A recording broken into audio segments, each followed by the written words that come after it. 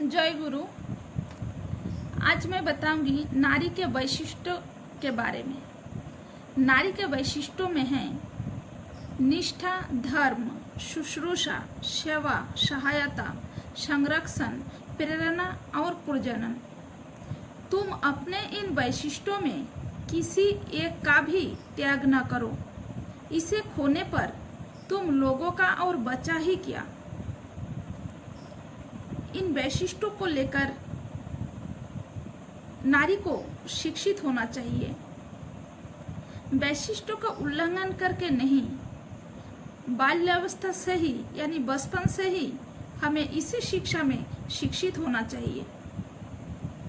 तब हमारा अपने चरित्र का गठन सुंदर ढंग से हो पाएगा। श्री ठाकुर जी बोल रहे हैं, इन वैशिष्ट्यों को उल्लंघन करके नहीं, बाल्यावस्था से ही हमें इसी शिक्षा में शिक्षित होना चाहिए। तब हमारा अपना चरित्र गठन करने का जो कायदा है वो सुंदर ढंग से हो पाएगा और हम लोग कभी विपदगामी नहीं होंगे। और श्री ठाकुर जी बोलते हैं, माताओं को तो बहुत सारे महत् गुण होते हैं। मतलब हम नारियों में बहुत सारे महत् गुण हैं, जैसे आदर्श में अनुप्रेरणता, सेवा में दक्षता, कार्य में निपुणता और बातों में मधुरता, व्यवहार में संवर्धना। यही नारियों की महत् गुण है। श्री ठाकुर जी के यानी पुरुषोत्तम के वैशिष्ट्यों वाली शिक्षा में शिक्षित होकर विधि माफिक विवाह करना चाहिए। ठाकुर जी बोल रहे हैं कि वैशिष्ट्यों वाली शिक्षा में शिक्षित होकर विधि माफिक विवाह करना चाहिए। विवाह को लेकर श्री ठाकुर जी बोलते हैं कि विवाह का अर्थ क्या है। श्री ठाकुर जी ने सुंदर ढंग से हमें बताए कि विवाह का अर्थ है प्रकृष्ट रूप से बहन करके चलना। विवाह का अर्थ प्रकृष्ट रूप से बहन करके चलना। श्री ठाकुर जी की एक वाणी में भी है कि सुप्रजनन और उन्नयन यही तो विवाह का मूल। जैसे तैसे करके विवाह करो नहीं कोई भूल। अर्थात विवाह मनुष्यों की दो प्रधान कामनाओं की ही परिपूर्ति करता है। इसमें से एक है उद्वर्धन और दूसरा है सुप्रजनन। और अनुपयुक्त विवाह इन दोनों को ही खिन्न कर देता है। श्री ठाकुर जी बोल रहे हैं, सावधान, विवाह को खिलौना मत समझो जिससे तुम्हारा जीवन और जनन जड़ित है। नारी ऐसा विवाह करना चाहिए, विवाह करते समय ये देखो स्वामी का आदर्श क्या है और कैसा है। वर्ण वंशानुक्रमिकता के आधार पर बोध, विद्या, चरित्र, व्यवहार में जहाँ पुष्ट और पवित्र है वही वर्ण करने का श्रेष्ठ क्षेत्र है। श्री ठाकुर जी ने कितना सुंदर ढंग से हमें बताया। नारी ऐसे विधि माफिक विवाह करना चाहिए और आदर्श दाम्पत्य जीवन से ही सुसंतान का जन्म हो सकता है। दाम्पत्य जीवन के बारे में भी श्री ठाकुर जी ने कहा,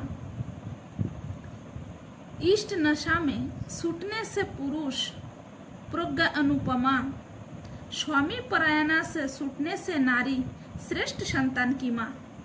श्री ठाकुर जी को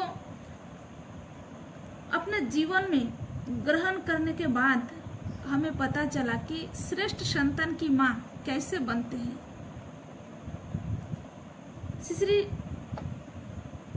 ठाकुर जी अपने वाणियों के माध्यम से कितने सुंदर ढंग से समझा के गए कि इष्ट नशा में छूटने से पुरुष प्रज्ञा अनुपमा, स्वामी परायणा से छूटने से नारी श्रेष्ठ संतान की माँ। और पुरुष का जो नशा होना चाहिए ठाकुर जी बोल रहे हैं पुरुष का जो नशा होना चाहिए वो इष्ट नशा होना चाहिए, और पत्नी ऐसी होनी चाहिए आदर्श प्राणा के साथ साथ पति परायण होना चाहिए। कि पुरुष का जो नशा होना चाहिए वो इष्ट नशा होना चाहिए, और पत्नी ऐसी होनी चाहिए आदर्श प्राणा होने के साथ साथ पति परायण होना चाहिए। तब एक सुसंतान जन्म ले सकता है। नारी जिस प्रकार व्यष्टि की जननी, उसी प्रकार वो समष्टि की भी जननी है। जितने सारे साधु संत महात्मा जन्म लिए हैं, साधु संत महात्मा महापुरुष जन्म लिए हैं, वो मातृगर्भ से ही जन्म लिए हैं। इसलिए नारी है विश्व जननी। श्री ठाकुर जी इसलिए बोलते हैं नारी से जन्म लेता है और वृद्धि पाता है, इसलिए नारी है जननी। इसी प्रकार वो समष्टि की भी जननी है। और नारियों की तो जितनी भी वर्णन की जाए वो कम है।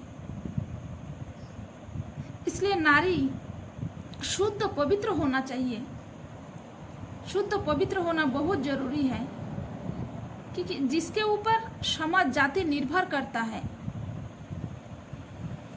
मैं इतना ही कहूंगी कि विश्व के हर मनुष्य जब युग पुरुषोत्तम के साथ दीक्षा में दीक्षित होंगे, आचार्य केंद्रित जीवन आदर्श के माध्यम से जब विवाह संस्कार में आबद्ध होंगे, तब घर घर में सुसंतान का आगमन होगा।